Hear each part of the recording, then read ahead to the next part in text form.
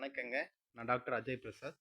இப்போ நாட்டு மாட்டை பற்றி பார்க்கலாங்க. போன வீடியோ பார்த்துருந்தோம். இதை 2வது வீடியோ நாட்டு மாட்டை பற்றி.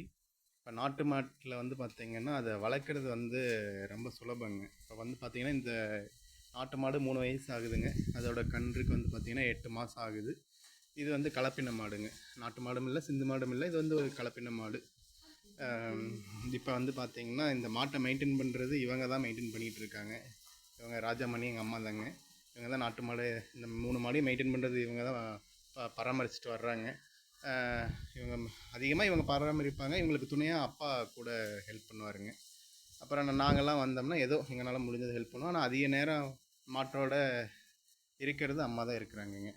இப்போ காலையில் வந்தாங்கன்னா ஒரு 3 மணி நேரம் தோட்டத்தில் இருப்பாங்க. அப்போ மாட்டை பார்த்துப்பாங்க. அதே மாதிரி சாயந்தரம் ஒரு 2 மணி நேரம் இருப்பாங்க, பார்த்துப்பாங்க. பகலில் தீவனம் வந்து பார்த்திங்கன்னா இந்த மாதிரி போட்டுருவாங்க. தீவனம் பார்த்திங்கன்னா தெரியும், இது வந்து சோளப்பயிருங்க.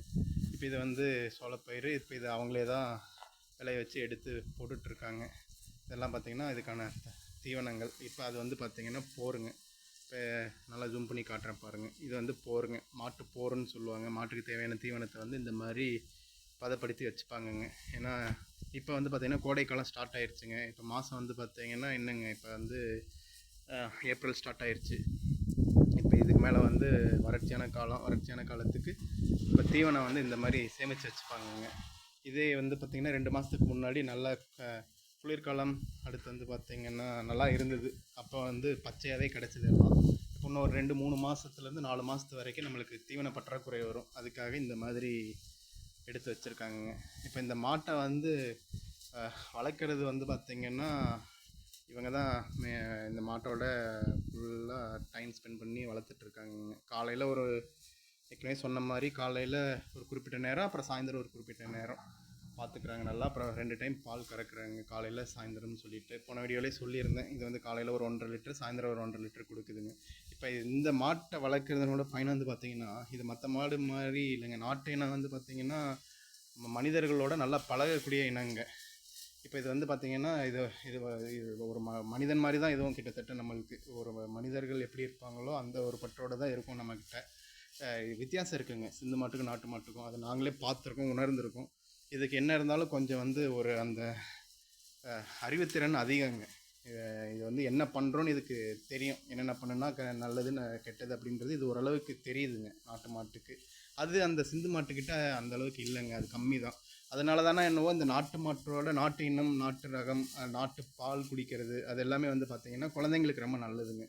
இப்போ நாட்டு இந்த தாய்ப்பாலுக்கு நிகராக மாட்டுப்பால்னு சொல்லுவாங்க. மாட்டுப்பால்லையும் பர்டிகுலராக சொல்லணும்னா, அதாவது தனித்துவமிக்கமானதுன்னு சொல்லணும்னா அது நாட்டு மாடு தாங்க. அதோட பால் வந்து பார்த்திங்கன்னா ரொம்ப சக்தி வாய்ந்ததுங்க. பால், நெய், அதுலேருந்து எடுக்கக்கூடிய நெய், மோர் எல்லாமே வந்து பார்த்திங்கன்னா வித்தியாசமாக இருக்குங்க.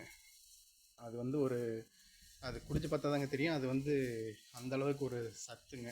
இப்போ இவங்க இப்போ மாடு பார்த்திங்கன்னா தெரியுங்க அது எந்த அளவுக்கு வந்து மாட்டுக்கிட்ட இருக்குதுன்னு பாருங்கள். இவங்க வந்து நல்ல ஈஸியாக மெயின்டைன் பண்ணுறாங்க. இந்த மாடு பார்த்திங்கன்னா தெரியும், மனிதர்களுடைய நல்லா பழகக்கூடியதுங்க. கொம்பு தான் பெருசாக இருக்குங்க.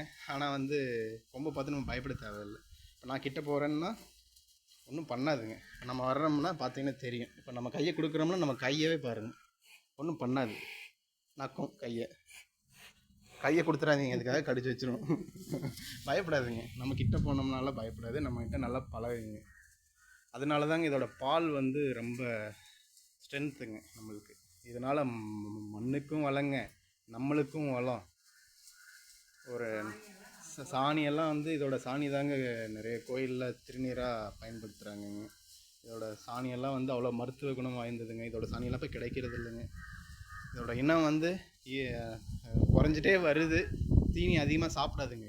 இது அந்தளவுக்கெல்லாம் இப்போ கலப்பினம்லாம் எடுத்துக்கிட்டிங்கன்னா தீனி ரொம்ப அதிகமாக சாப்பிடுங்க. இது அந்தளவுக்கெல்லாம் சாப்பிடாதுங்க, கம்மியாக தான் சாப்பிடும். பால் நல்லா தரும், அதோடய ஸ்ட்ரென்த் ரொம்ப அதிகம். இப்போ இதை எடுத்துக்கிட்டோம்னா இதிலேருந்து வர்ற எல்லாமே நம்மளுக்கு வந்து பயன்தாங்க. இதிலேருந்து எதுவுமே கழிவுன்றது கிடையாதுங்க. எல்லாமே வந்து நம்ம விவசாயத்துக்கு பயன்படுத்துறதுனால எதுவுமே கழிவு கிடையாதுங்க. இதோட டைம் ஸ்பெண்ட் பண்ணுறதே நம்மளுக்கு வந்து பார்த்திங்கன்னா ரொம்ப ஒரு பயனுள்ளதாக இருக்குதுங்க. இந்த வீடியோவில் நாட்டு மாட்டில் தேவையானதை பார்த்துருக்கோம். அடுத்த வீடியோவில் இன்னும் சிறப்பாக பார்க்கலாங்க. நன்றி, வணக்கங்க. விடைபெற்றுக் கொள்கிறேன். டாக்டர் அஜய் பிரசாத்.